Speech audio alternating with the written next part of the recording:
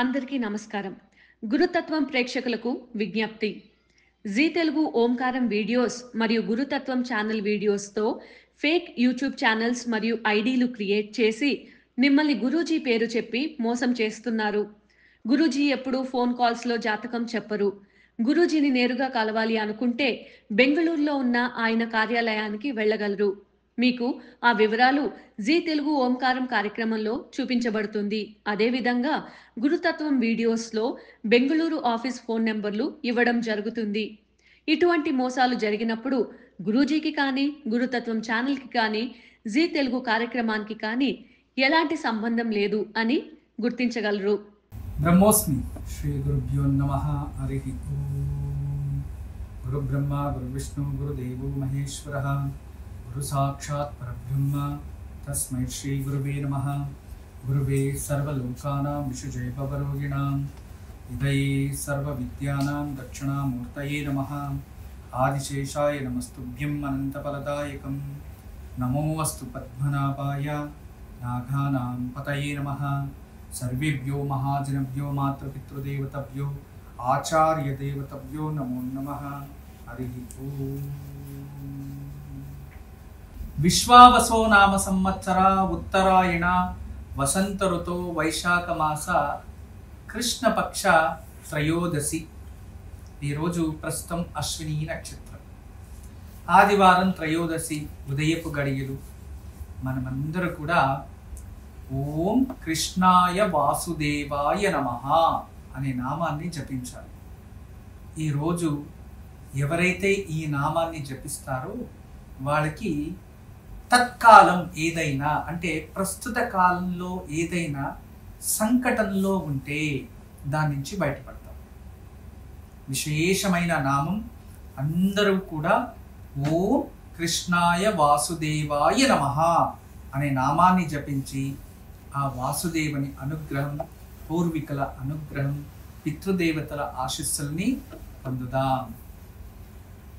ఓం కృష్ణాయ వాసుదేవాయ నమః. కృష్ణాయ వాసుదేవాయ నమః విశేషమైన నామం. ఆదివారం ఈరోజు భక్తి శ్రద్ధతో ఒక 5 నిమిషాలు ఈ నామాన్ని చక్కగా జపించండి. ఒక 108 సార్లు ఈ నామాన్ని జపించడం వల్ల చూడండి మీ మానసిక స్థితి ఎంత బాగవుతుంది. ఎటువంటి టెన్షన్స్ ఉన్నా తెలియకుండానే తగ్గిపోతాయి. మనం మానసికంగా ఒత్తిడి వల్ల జీవితంలో మనకి సంకటాలు ఎదురిస్తూ ఉన్నామంట. ఈ కాలంలో శరీరానికి కష్టపెట్టేదానికన్నా మనసుకి, ఆలోచనలకి కష్టపెడుతున్నదే అధికంగా ఉంది ఈ కాలంలో అని వైద్య నిపుణులు కూడా తెలియచేస్తున్నారు. ఆ మానసిక శక్తి మనకు స్ట్రాంగ్ అవ్వాలి, ఆత్మబలం మనకు స్ట్రాంగ్ అవ్వాలి అంటే ఒకటే భగవంతుని నామస్మరణ, ధ్యానం చేయడం. అలా ఈరోజు ఈ నామాన్ని ధ్యానం చేయండి. మీ మనసు ఎంత ఉదారంగా, అంటే ఎంత ప్రశాంతత ఏర్పడుతుంది అనేది మీకు స్వయాన అనుభూతి చెందవచ్చు. చాలామందికి ఏదైనా పూజలు ఆచరించే సమయంలో, ఏదైనా ధ్యానం చేసే సమయంలో వాళ్ళ కళ్ళు మూసుకోగానే వాళ్ళకి ఏదేదో ఆలోచనలు వచ్చేస్తూ ఉంటాయి. ఆలోచనలు రాకూడదు అని చెప్పి మళ్ళీ కళ్ళు మూసుకుంటారు, మళ్ళీ చేస్తారు, మళ్ళీ ఆలోచనలు వస్తాయి, మళ్ళీ వాళ్ళు డిస్టర్బ్ అవుతూనే ఉంటారు. ఒకటి, ధ్యానం చేయడానికి ముందు మనకి ఇడా నాడి, పింగళా నాడి అని 2 నాడీలు ఉంటాయి. దాన్ని ఇంకా అర్థమయ్యేలా చెప్పాలంటే సూర్యనాడి, చంద్రనాడి. ఈ 2 నాడీలకి ఒక అద్భుతమైన యోగం ఉంది. ఎప్పుడు కూడా మనకి చంద్రనాడి మనము ఇలా 1 సైడ్ క్లోజ్ చేసుకొని ఆ ఊపిరిని మూగు ద్వారా లోపలికి లాగినప్పుడు ఎటువంటి డిస్టర్బెన్స్ లేకుండా ఈజీగా ఎక్కువ గాలిపోతూ ఉంది అనుకోండి, చంద్రనాడి యాక్టివ్లో ఉంది. అదే విధానంగా ఇక్కడ క్లోజ్ చేసుకొని ఇటువైపు మనము వాయుని లోపలికి లాగాము అనుకోండి, అప్పుడు ఇది ఎక్కువగా గాలి వెళ్తుంది, ఇటువైపు తక్కువ ఉంది అంటే సూర్యనాడి మనకి పనిచేస్తుంది అని అర్థం. ఎప్పుడైనా మనం పూజ కూర్చొనే ముందు అందుకే ప్రాణాయామం చేస్తాం. ఇలా కుడివైపు ఇలా క్లోజ్ చేసుకొని ఎడం వైపు ఇట్లా లాగి ఇట్లా 3 minutes మినిమం అది చేస్తే చంద్రనాడి యాక్టివ్ అవుతుంది. చంద్రనాడి యాక్టివ్ కాలేదు, చేసుకోవడం కాలేదు అంటే మినిమం ఊపిరిని లోపలికి పిలిచి 45 సెకండ్ల వరకు అలాగే ఊపిరిని దిగబట్టి తర్వాత కుడివైపు వదిలేయడం. అది కాలేదు, ఒక 10 సెకండ్లు అలా తీసుకొని వదిలేస్తూ ఉండాలి. అలా చెయ్యంగానే మీకు తెలియకుండానే ఇటువైపు నాడి యాక్టివ్ అవుతుంది. 3 నిమిషాలు ఎవరికి చేసినా కూడా ఒకే వైపు, లేదు ఇంకా ఈజీ ట్రిక్ అంటే ఏదైతే యాక్టివ్ కావాలో అటువైపు ఒకటి క్లోజ్ చేసుకొని దాంట్లోనే ఊపిరి పీల్చాలి, దాంట్లోనే వదలాలి. అలా ఒక 5 to 10 టైమ్స్ చేసేలోపు ఇది యాక్టివ్ అవుతుంది. ఎప్పుడైతే చంద్రనాడి యాక్టివ్ అవుతుందో అప్పుడు మనసు ప్రశాంతంగా ఉంటుంది, ఎటువంటి ఆలోచనలు రావు. ఆ సమయంలో ధ్యానం చేస్తే మంచిది, అటువంటి సమయంలో పూజించడం మంచిది, అటువంటి సమయంలో ఏకాంతంగా ఏదైనా మనం ఆలోచిస్తే మంచి ఆలోచనలు వస్తాయంట. అంటే చంద్రనాడి యాక్టివ్ అయినప్పుడు మనం ధ్యానం చేస్తే అత్యద్భుతమైన రిజల్ట్ కనబడుతుంది. ఇది మన శాస్త్రంలో ఉంది. అదే విధానంగా సూర్యనాడి యాక్టివ్ అయినప్పుడు ఏదైనా మీటింగ్ అరేంజ్మెంట్స్, ఏదో పని, ఆ మీటింగ్ సక్సెస్ అవ్వాలి, అప్పుడు మన నాడి శోధన చేసుకుంటే అర్థమైపోతుంది. ఎప్పుడైతే చంద్రనాడి యాక్టివ్లో ఉంటుందో అప్పుడు మనం వెళ్ళి మీటింగ్ ఏదైనా చెయ్యాలి అని కూర్చుంటే అక్కడ మీటింగ్ జరగదు, మనం మౌనంగా ఉండిపోతాం, అధికంగా మాట్లాడలేకపోతాం. అదే సూర్యనాడి యాక్టివ్లో ఉండేటప్పుడు మీరు ఆ మీటింగ్లో కూర్చుంటే మీరే కింగ్ అవుతారు. ఇది నాడి శోధన అని కూడా దీన్ని అంటూ ఉంటారు. ఈ సూర్యనాడి చంద్రనాడిని మనము సిద్ధి పొందాలంటే ఇలా అలవాటు చేసుకుంటూ ఉండాలి. ఇలా నాడికి సంబంధించిన విశేషమైన పుస్తకాలు కూడా ఉన్నాయి. ప్రాణాయామంలో ఈ నాడి శోధన గురించి, ఏ సమయంలో ఏ నాడి యాక్టివ్ ఉంటే మీకు ఎటువంటి క్రియలు జరుగుతాయి, ఏ సమయంలో ఏ నాడి యాక్టివ్లో ఉన్నప్పుడు ఆహారం తింటే చక్కగా జీర్ణం అవుతుంది, రాత్రి పడుకోవడానికి ముందు ఏ ఒక నాడిని యాక్టివ్ చేసుకుంటే దీర్ఘంగా మనం నిద్రపోతాము, తర్వాత ఉదయం లేస్తానే మనము ఏదైనా నిత్య కర్మలను చేసేటప్పుడు ఏ నాడి యాక్టివ్ ఉంటే శరీరం డిటాక్స్ అవుతుంది. ఇలా అన్నిటికీ కూడా ఉంది. అంటే ఆహారం తినడానికి, మనం ఏదైనా యోగా చేసేటప్పుడు, ప్రారంభించేటప్పుడు, పూజా సమయము, మీటింగు, అన్ని విధాలకి కూడా ఈ నాడీ శాస్త్రం అనేది ఒకటి ఉంది. దాన్ని అధ్యయనం చేస్తే ఈ అనులోమ విలోమ క్రియల గురించి చాలా అద్భుతంగా వివరణ, మరియు దానిని కాలానికి అనుకూలంగా మనం ఎలా మార్చుకోవాలి, ఏ నాడిలో ఎటువంటి ఆలోచనలు మీకు ఉత్పత్తి అవుతాయి, మరియు ఏ నాడి ఆ జాగృత వ్యవస్థలో ఉన్నప్పుడు, అంటే ఏ నాడిలో మనకి గాలి శరీరంలోకి వెళ్తుందో ఆ సమయంలో మీరు ఎటువంటి పనులు చేస్తే అవి సిద్ధిస్తాయి అనేది సంపూర్ణమైన విచారాలు దొరుకుతాయి మనకి. అందుకే ఏదైనా శాస్త్రాన్ని అధ్యయనం చేయాలి అనేది. అలా మీకు ఈ రోజు ఈ నాడిని, అంటే దేవుడు పూజ చేయడానికి ముందు లేదా ధ్యానం చేయడానికి ముందు కొన్నిసార్లు మీరు ప్రాణాయామం చేసి తర్వాత పూజని ప్రారంభిస్తే అప్పుడు ఖచ్చితంగా మీకు ఆ పూజను సిద్ధిస్తుంది. పూజలో ఏకాగ్రతగా పెరుగుతూ ఉంటుంది, ఏకాగ్రత పెరుగుతుంది, అది సత్యం. అయితే ఈరోజు మీరందరూ కూడా శ్రీకృష్ణుల వారి మంత్రాన్ని ఎలాగో జపం చేస్తారు, చేయండి, అత్యంత శుభకరం. అయితే ఈరోజు మీకు ఒక మంచి మాటగా ఒక చిన్న విషయం తెలియజేస్తా, వినండి. ఇదే ఈరోజు మంచి మాట. ఒక చీమ ఎవరినైనా కుడితే అది వెంటనే చనిపోతుంది అని దానికి తెలుసు, అంతే. ఒక చిన్న చీమ ఒకరిని కుడితే అది చనిపోతుంది, దాని జీవితం అంతే, ఎండ్ అయిపోతుంది. అది కుట్టకపోతే దాని ఆయుష్ ఎన్ని రోజులు ఉంటుందో అన్ని రోజులు ఉంటుంది, కుట్టిందో చనిపోతుంది. మనము అంతే, ఎవరికైనా చెడు చేస్తే ఆ చెడు ఖచ్చితంగా మనపై ప్రభావం చూపిస్తుంది. బుద్ధి లేని జీవి కరిస్తేనే చనిపోతుంది. అంతా బుద్ధి జ్ఞానము అన్నీ పెట్టుకొని ఒకరికి చెడు కోరుకుంటే ఆ చెడు మనపై ఎందుకు ప్రభావం చూపించదు? ఈ చిన్న విషయాన్ని మీరు పరిగణించకుండా, ఈ చిన్న విషయాన్ని మీరు తెలుసుకోకుండా ఎప్పుడు కూడా మనము ఇతరుల్ని ఎలా ఇబ్బంది పెట్టాలి, ఇతరుల పైన ఈర్ష పెంచుకుంటూ, ఇబ్బంది పెట్టుకుంటూ, అసూయంతో బతుకుతూ ఎందుకు ఆ జీవితాలు చెప్పండి? అసూయంతో ఉండేవాడు ఎప్పుడైనా ప్రశాంతంగా ఉంటారా? నెవర్. ఎప్పుడు ప్రశాంతంగా ఉండలేడు. అతనికి తృప్తి అనేది జీవితం ఉండదు. అసూయ, మత్సర, అస్సలు జీవితం బాగుండదు. రెండోది స్వార్థం. స్వార్థం ఎందుకు ఉండాలి? ఈ ప్రకృతి పంచభూతాలతో మనము అన్ని స్వీకరిస్తూ ఉన్నాం. అదే పంచభూతాల స్వార్థంగా ఆలోచిస్తే మనం ఏదైనా జీవితంలో మన పరిస్థితి ఏంటి ఆలోచించండి. లేదు. అందుకే నిస్వార్థ మనోభావం. ప్రకృతి నిస్వార్థంతో ఉంది. మనము కూడా ప్రకృతిలో కలిసి బతకాలంటే నిస్వార్థంగా బతకండి. మీరు నిస్వార్థంగా ఉండి చూడండి, మీరు తినింది చక్కగా జీర్ణం అవుతుంది. మీరు నిస్వార్థంగా ఉండి చూడండి, పడుకోగానే ప్రశాంతంగా నిద్ర వస్తుంది. మీరందరూ ఒకటి తెలుసుకోవాలి, 100 కోట్లు ఇచ్చి ఇల్లు కట్టినా ఆ ఇంట్లో ప్రశాంతత లేకపోతే నిద్ర రాదు అతనికి.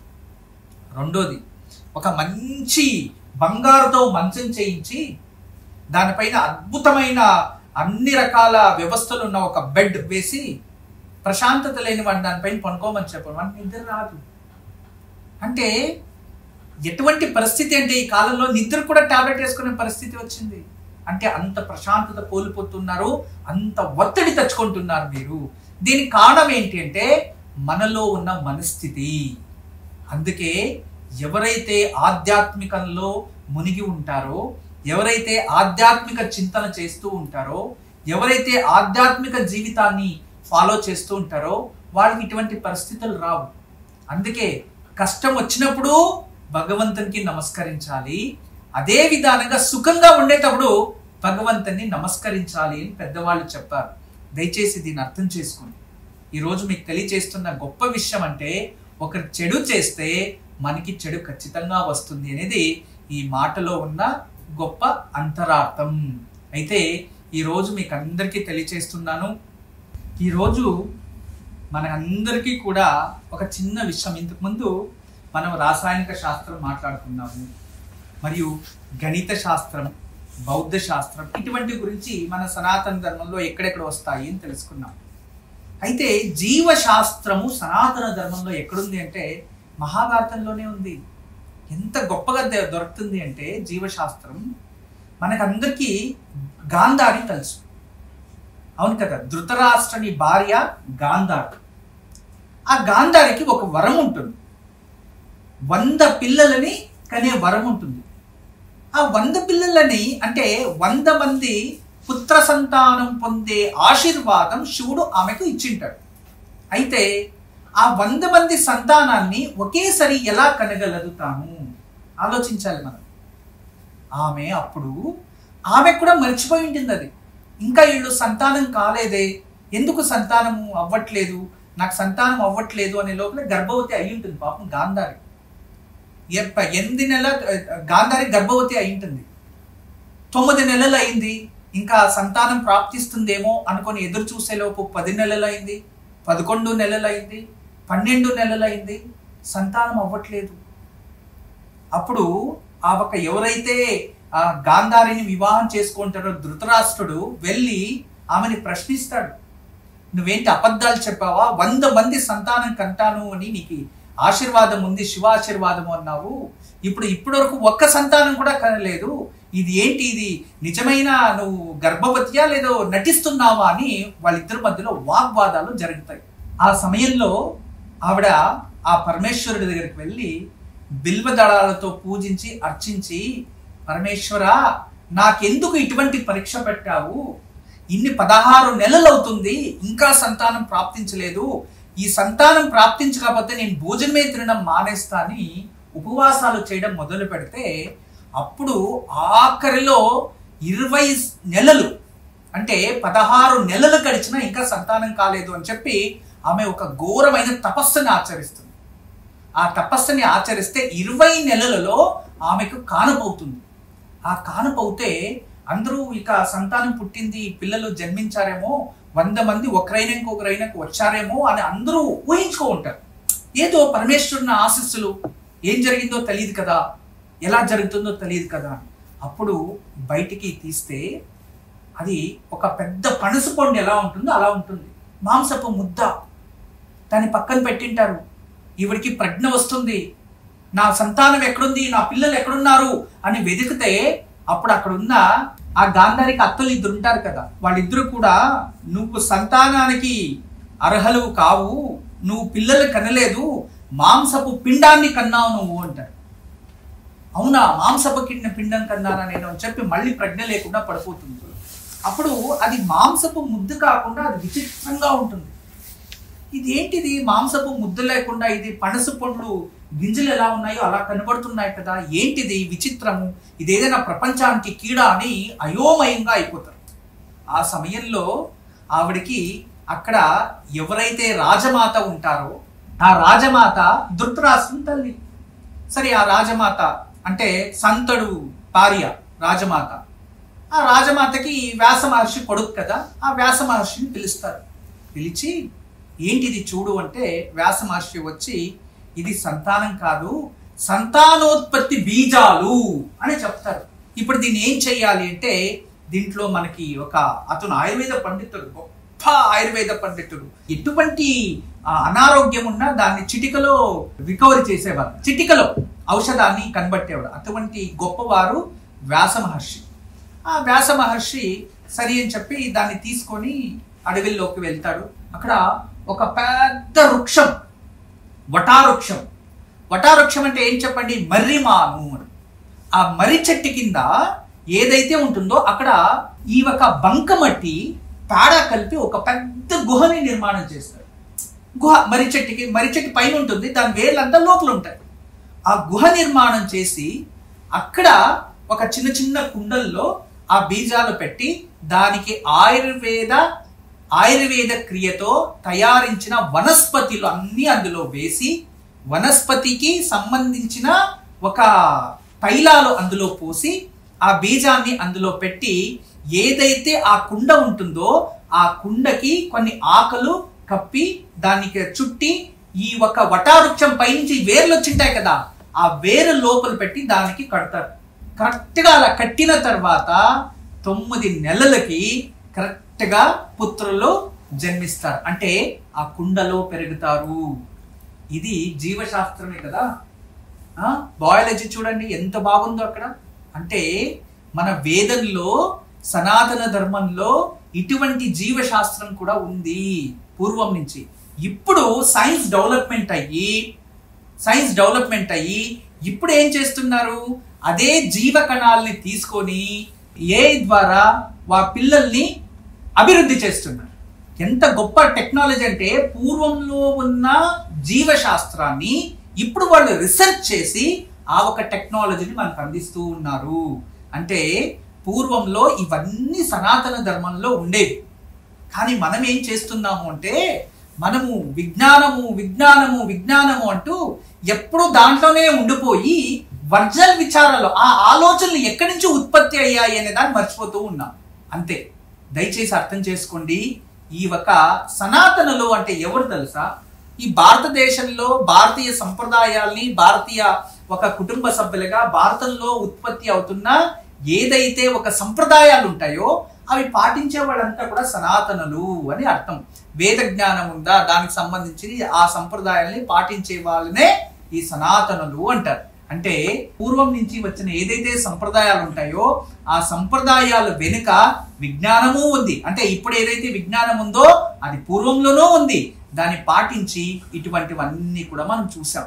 అయితే ఇంత కష్టపడి ఆ భ్రూణాలని శిశువులుగా మారిన తర్వాత ఆ కుండలో నుంచి వాళ్ళ పిల్లలు బయటకు వచ్చే సమయం ఎటువంటిది అంటే ఆ మొదటి జననం ఉంటాడు కదా, సుయోధన అంటే గాంధారికి జ్యేష్ఠ పుత్రుడు సుయోధన అనేవాడు మొదటివాడు.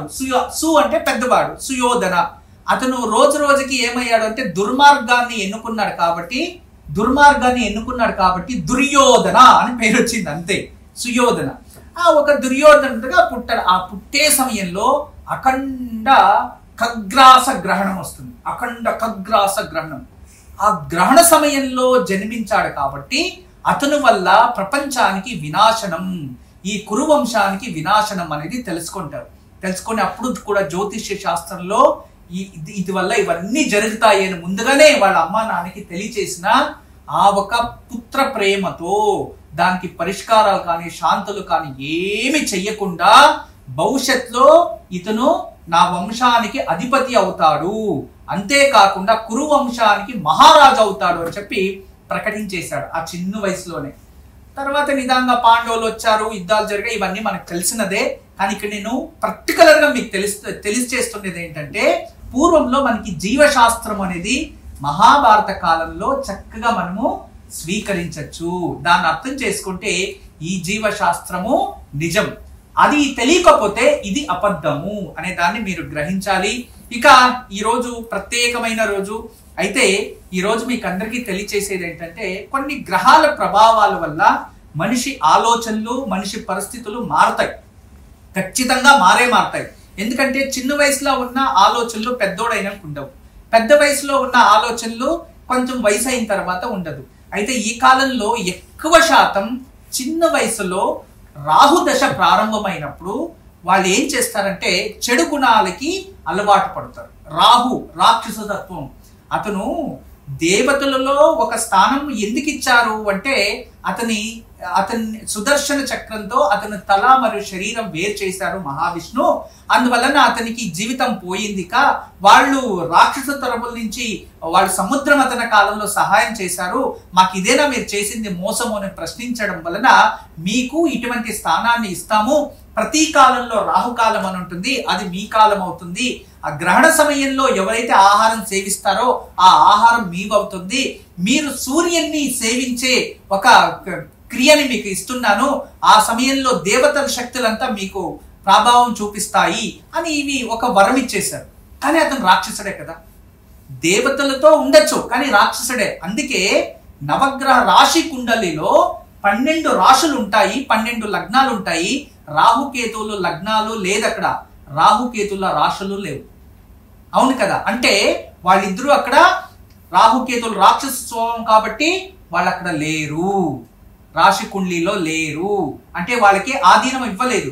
ఉచ్చస్థానం నీచస్థానం అని చెప్పారు కానీ రాశికి అధిపతి స్థానం లేదు. ఇప్పుడు మేషరాశికి కుజుడు అధిపతి, వృశ్చిక రాశికి కుజుడు అధిపతి, ధనుర్మీనాలకి గురువు అధిపతి, మకర కుంభకి శని అధిపతి, కర్కాటక రాశికి చంద్రుడు అధిపతి, మరియు మిథున కన్యకు బుధుడు అధిపతి, మరియు తులారాశికి మరియు వృషభ రాశికి శుక్రుడు అధిపతి.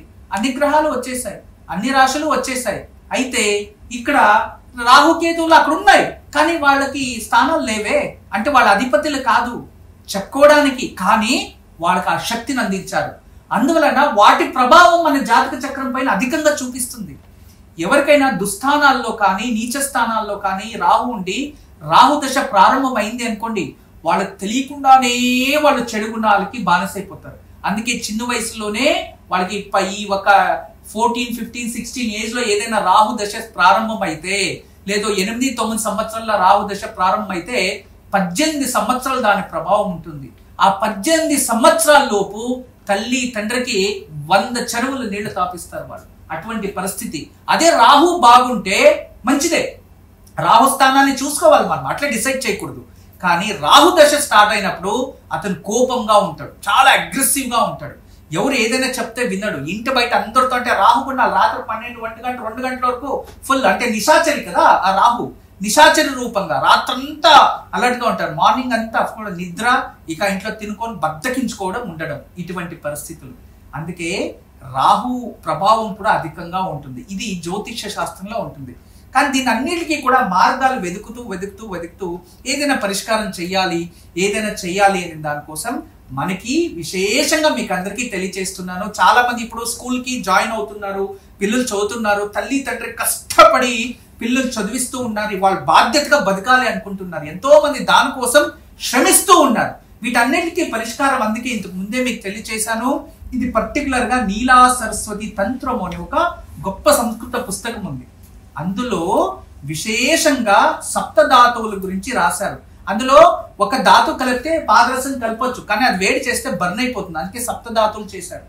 ఆ సప్తధాతువుల్లో చేసి అది త్రికోణాకార మధ్య షట్కోణ అన్నారు. అంటే త్రికోణాకారం ఉండాలి, దాని మధ్య షట్కోణం ఉండాలి. వాటిలో సరస్వతి బీజాక్షర స్థితాహ, సరస్వతి బీజాక్షరాలు ఉండాలి. అటువంటి యంత్రాన్ని ఎవరైతే కంఠంలో ధరిస్తారో అప్పుడు వాళ్ళకి దుర్గుణ లక్షణాలు దూరం అవుతాయి, సద్గుణ లక్షణాలు ప్రాప్తిస్తాయి, సరస్వతి ప్రాప్తిస్తుంది, జ్ఞానం ప్రాప్తిస్తుంది అని చెప్పారు. అందుకే ఇటువంటి వాటిని మీరు చక్కగా తయారించి పిల్లల మెడలో వేయండి. వాళ్ళ భవిష్యత్తు బాగుండాలి. నేను ఒకటే చెప్తాను, ఎన్నెన్నో లక్షలు ఖర్చు పెట్టి మనం కాలేజీలు చేర్పిస్తున్నాము, ఎన్నెన్నో కోట్లు ఖర్చు పెట్టి వాళ్ళని చదివించాలి అనుకుంటున్నాము, ఫారిన్ పంపిస్తున్నాము, ఎక్కడెక్కడో పంపిస్తున్నాము. ఇంట్లో ఉండే రోజు బాగానే ఉంటారు, బయటకు వెళ్ళంగానే వాళ్ళు ఏం చేస్తారో తెలీదు, బెట్టింగ్స్ కి బానిసైపోతున్నారో తెలీదు, ఇంకేదైనా అవుతుందా తెలీదు. ఇటువంటి పరిస్థితులు మనకు వస్తున్నాయి. దాని నుంచి రక్షణ కోసం అటువంటి చేసి దయచేసి వేయండి. ఎంతో మంది లక్కీ స్టోన్స్ అవి ఇవి అంటారు కదా, అవన్నీ పక్కన పెట్టేయండి. దీన్ని ఒకటి మెడలో కట్టండి, ఖచ్చితంగా వాళ్ళ భవిష్యత్తు మారుతుంది అనే నాకు నమ్మకం ఉంది. రేపు ఉదయం స్నానం చేసుకొని దగ్గరలో ఎక్కడైనా శివాలయం ఉంటే 2 నువ్వుల నూనెతో దీపాలు వెలిగించి ఇంటికి వచ్చిన తర్వాత మృత్యుంజయ మంత్రాన్ని జపించండి. అలా చేసి ఒక చిన్న ఆవు పిడికి నిప్పు రాజేసి బెల్లాన్ని నూనెలో అద్ది దాన్ని ఆ నిప్పుపై వేస్తే దాని నుంచి పొగ వస్తుంది. దాన్ని ఇంటి బయట ఇల్లంతా చూపించి ఇంటి బయట పెట్టండి. దీన్ని క్షేత్రపాలక బలి అంటాం, ధనుర్బలి అని కూడా అంటాం. ఇలా చేయడం వల్ల ఇంట్లో అష్టదిక్పాలకుల శక్తి పెరుగుతుంది. ఇంట్లో ఏదైనా దుష్ట శక్తి నెగిటివ్ ఎనర్జీ ఉంటే దూరం అవుతుంది. మరియు దేవతలు ఆకర్షిస్తారు, దైవ బలం పెరుగుతుంది ఇంటికి. ఈ పని చేయండి, మరియు ఆరోగ్యం కూడా బాగుంటుంది. ఈరోజు దివ్యమైన యోగక్షేమం. మనకి ఎక్కడైనా ఆవు పేడ కాస్త దొరికితే దాన్ని తెచ్చి చిన్నగా దేవుడి గదిలో అలకాలి. ఆవు పేడ అది దొరకలేదు అనుకోండి, పసుపుతో అలికేసి దాని మధ్యలో కాస్త బియ్యం పోసి దానిపై మట్టి ప్రమిద పెట్టి ఒకే జ్యోతి వెలిగించాలి. అలా వెలిగించి దాని ముందు కూర్చొని కనకదార స్తోత్రం పారాయణం చేసుకోవాలి. తదుపరి ఆ దీపలక్ష్మి రూపంగా పారాయణం చేసిన తర్వాత పూజించాలి. ఇలా పూజించి కొన్ని దర్భ అంటాం కదా, గరిక కానీ దర్భ కానీ అందులో కాల్చి, అంటే ఆ దీపాల్లో వెలిగించి కాల్చి అందులో వచ్చే నల్ల ఒక కాటకని నుదుటిలో పెట్టుకోవాలి. ఇలా చేయడం వలన లక్ష్మి అనుగ్రహం ప్రాప్తిస్తుంది. ఆ దర్భని కాల్చి దాన్ని తీసి పిల్లల నుదుటిలో పెట్టడం వల్ల దృష్టి దోషం నశిస్తుంది, ముఖంలో తేజస్సు కాంతి పెరుగుతుంది. బ్రహ్మోస్మి. అందరికీ నమస్కారం. ఈరోజు మీకు అందరికీ కూడా శ్రీవాస్తు యంత్రం గురించి పరిచయం చేయడానికి వచ్చాను. శ్రీవాస్తు యంత్రం మీరు చూస్తున్నారు. శ్రీవాస్తు యంత్రం, ఈ శ్రీవాస్తు యంత్రం ఈ విధానంగా 9 ఇంచెస్, ఇలా 9 ఇంచెస్, ఇలా 9 ఇంచెస్ ఉంటుంది. తదుపరి బ్యాక్ సైడు ఇలాంటి 9 చక్రాలు ఉంటాయి. ఫ్రంట్ ఈ ఒక గ్లోబ్స్లా ఒక 9 డాట్స్ ఉన్నాయి చూడండి, ఇలా 9. ఇది శ్రీవాస్తు యంత్రం అనేది ఒక కాస్మిక్ ఎనర్జీని అట్రాక్ట్ చేసుకుంటుంది. నెగిటివ్ ఎనర్జీని ఇంట్లో నుంచి బయటికి తరిమేస్తుంది. ఇది మీకు అందరికీ దానికి పరిష్కార మార్గంగా నేను ఇవి సూచిస్తున్నా. ఎందుకంటే చాలామంది పిల్లలు సరిగా చదువుతలేదు, ఇంకొకరు మా ఇంట్లో ప్రశాంతత లేదు, భార్యాభర్తల మధ్యలో సఖ్యత లేదు, దేవుడి గదిలో సరిగా పూజ చేయలేకపోతున్నా, ఇంట్లో ఏదో తెలియని బాధ అనిపిస్తుంది, మా ఇంట్లో ఎప్పుడు కూడా ఏదో తెలియని ఒక శ్మశానంకి వెళ్ళినట్టు అనిపిస్తూ ఉంటుంది, మా ఇంట్లో కలగానే ఉండదు ఎప్పుడు కూడా. ఇక మా ఇంటికి చాలామంది వచ్చిన వాళ్ళంతా వాస్తు దోషం అని చెప్తూ ఉన్నారు, మేము ఏం చేయాలి అని ప్రశ్నిస్తూ ఉండేవారు. వాళ్ళందరికీ కూడా ఒక మార్గోపాయం చాలా రోజుల తర్వాత రీసెర్చ్ చేసి ఇప్పుడు ఈ శ్రీవాస్తు యంత్రాన్ని మేము చూపిస్తున్నాం. ఈ శ్రీవాస్తు యంత్రాన్ని ఎప్పుడైతే ఎక్కడ ఫాల్ట్ అనిపిస్తుందో అక్కడ ఒక మేక కొట్టి తగిలించాలి, అంతే. పిల్లలు చదువుతా లేదు, చదివే రూమ్లో పిల్లలు ఏకాగ్రతగా చదవాలి అనుకుంటున్నారా, అక్కడ ఒకటి తగిలించండి. మీరు నిద్రించే ఒక రూమ్లో మాకు సరిగా నిద్ర వస్తలేదు, పడుకుంటే చెడు కళలు వస్తున్నాయి, నిద్రించే గదిలో ప్రశాంతత లేదు అనిపిస్తుంది, అక్కడ ఒకటి తగిలించండి. లేదు ఎవరో వాస్తు దోషం అని చెప్పారా, ఇంట్లో వాస్తు దోషాని కోసం ఇంటి హాల్లో ఒకటి తగిలించండి.